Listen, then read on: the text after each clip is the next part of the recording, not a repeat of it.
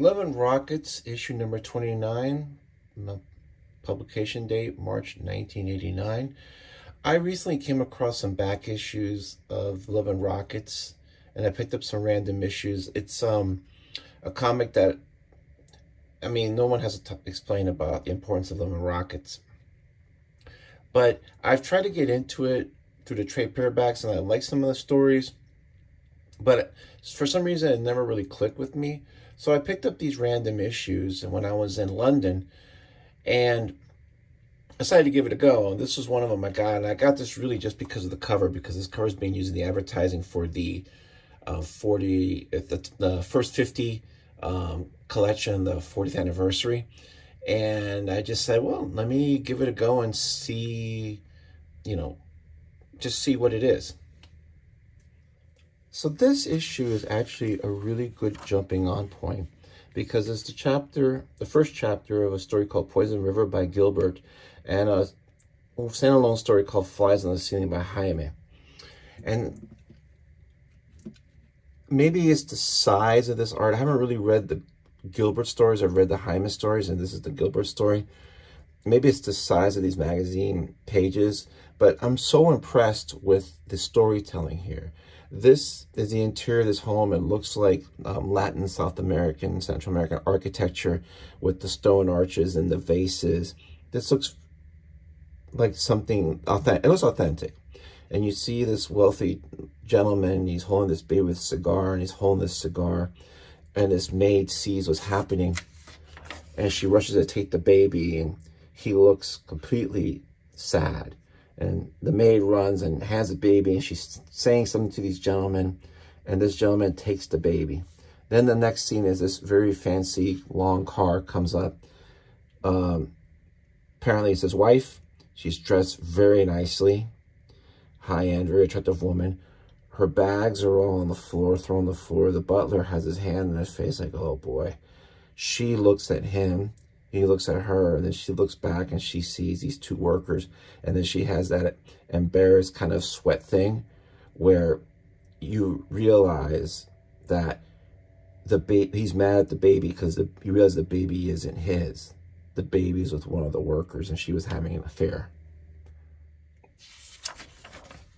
So now you have your splash page, Poison River, Rio Veneno, and you can see this gentleman, the one that we saw accept the baby earlier, he's just taking this bag and he's burying it. Then they go to work, and these men dig holes for a living.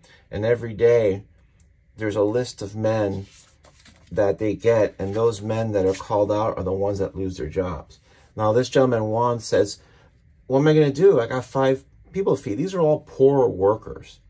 They're working, they're the working poor. And he's like, well, what am I going to do?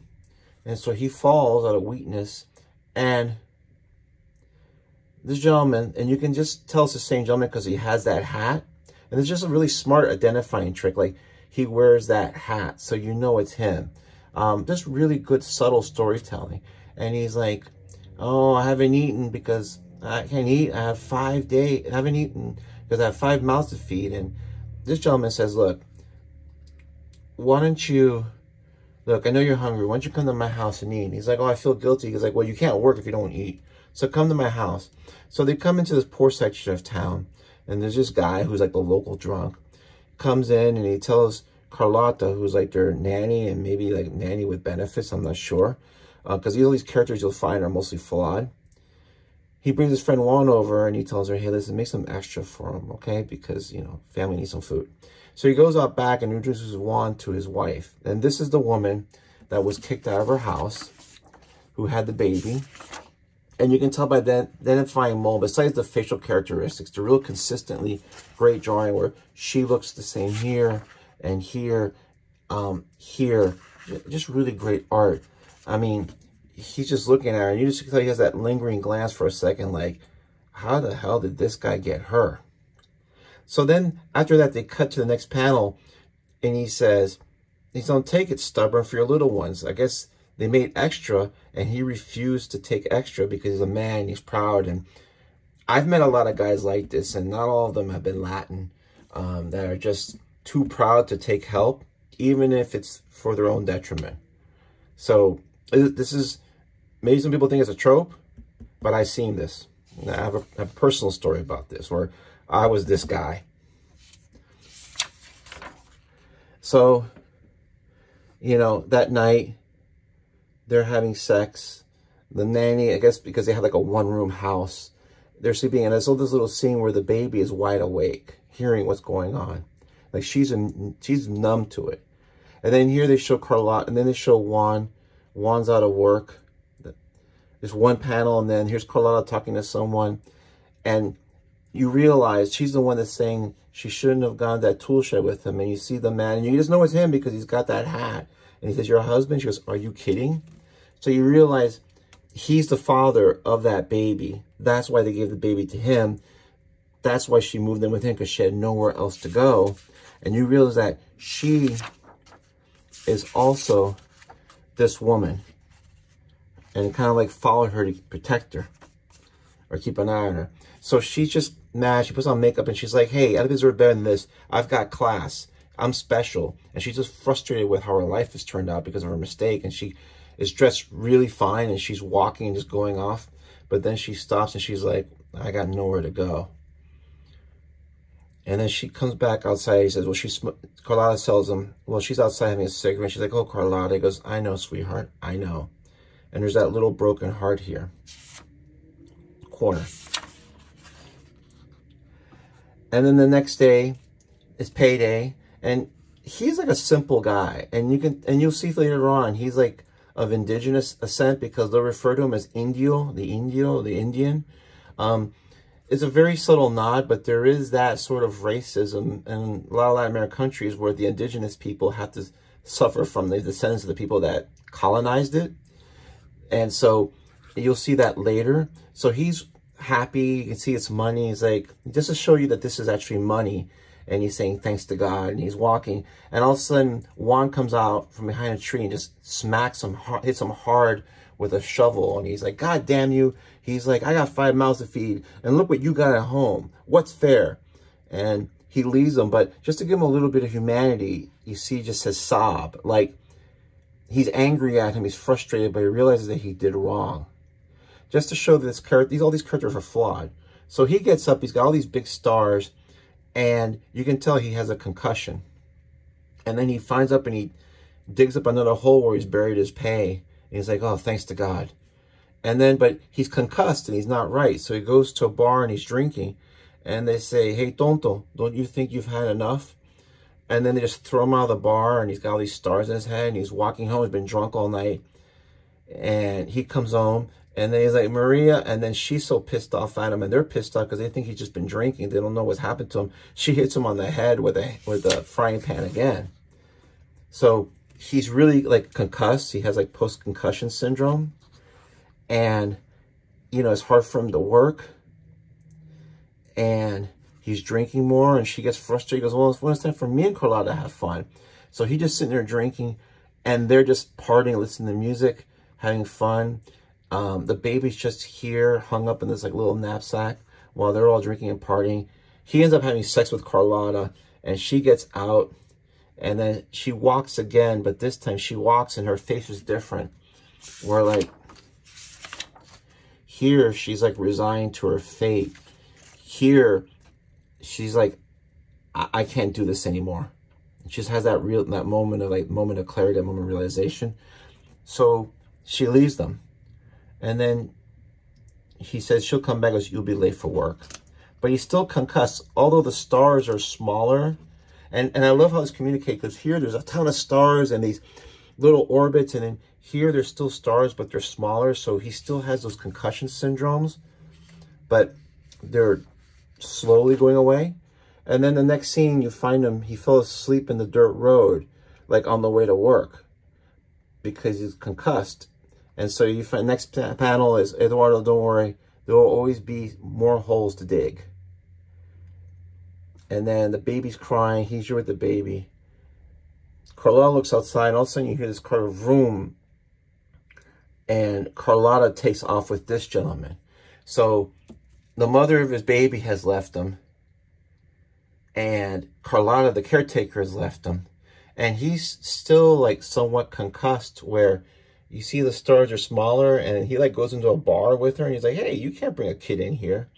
So finally, you see this point where he still even has the bandages on his head. You don't see the stars anymore. So it seems like the concussion effects have gone away. He's thinking a little clearer. He has the baby. He digs up another hole where he's buried money. And then he says, we're in God's hands now, Luba. And you realize after, and again, here's that broken heart. And again, you realize that, and this is when you realize, oh, this is like the origin, quote unquote, the origin of Luba. This is like how Luba grew up. And now Luba's a, you know, super major character in Beto's story. But at the end, it's like, oh, this is Luba. And I guess if you've read the stories, you would have gotten a little foreshadowing, because the mom has a similar body shape, although she looks a little different. She looks like a mix between these nice cheekbones and this very like almost Anglo look and more of a indigenous look. And that's how it ends. So, and it says to be continued. And now after this, I was like, I want to read this more. I want to read what happens next, because I'm familiar with Luba. I've read some comics with Luba. Again, I've tried to read some Rum and Rockets. Didn't really know where to start, so I've read some things here and there. But this got me interested in that character to find out her life. And this is just an excellent story. Next page of an ad, and then the next page is Jaime's story. Flies on the Ceiling. And this is Jaime's turn to show what he can do with wordless, just storytelling and no words. And you see this house like on a cliff. She's typing something. Here's a picture frame of a wedding picture that's cracked. She's looking distraught. Outside of abortion clinic, abortion is murder, because you still have this where you have people that will protest outside abortion clinics. She's typing the story. She's showing the argument she had with her husband. She's crying. Shows her in a hospital bed. And then she has this moment where she's dressing her eyes. She's just here and her eyes are closed in the profile, but next to it is this profile of the devil.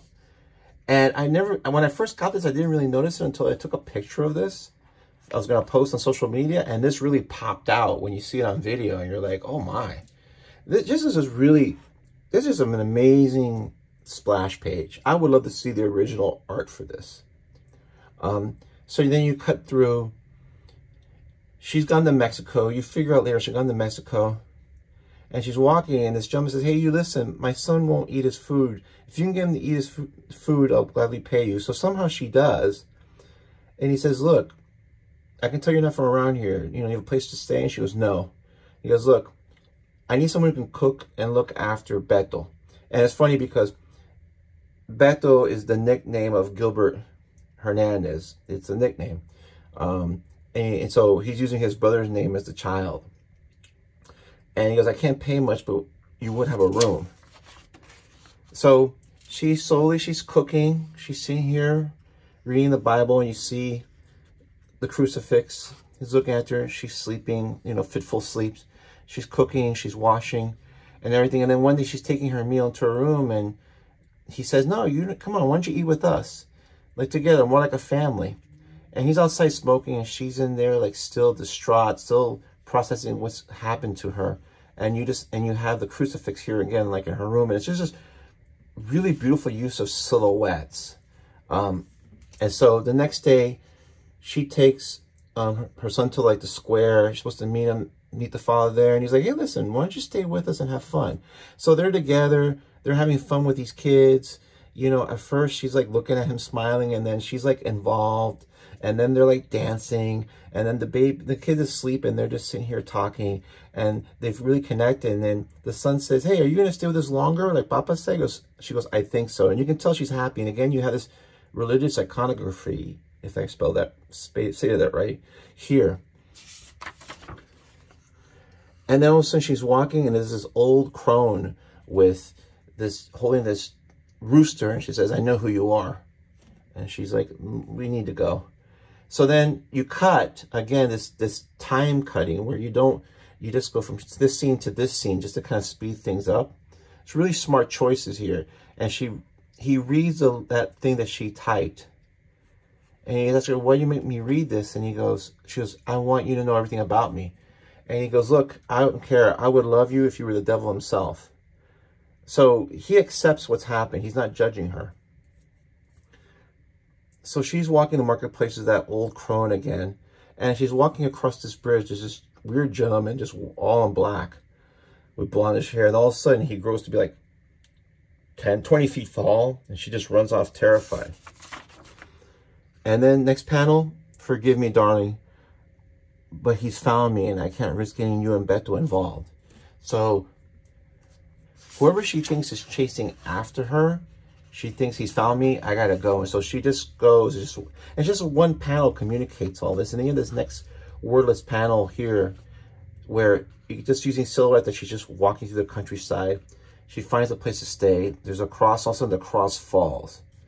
And then she's like saying, oh God, why me? And she starts having this conversation with the devil, where the devil is like being like preying on her emotions, preying on her insecurities.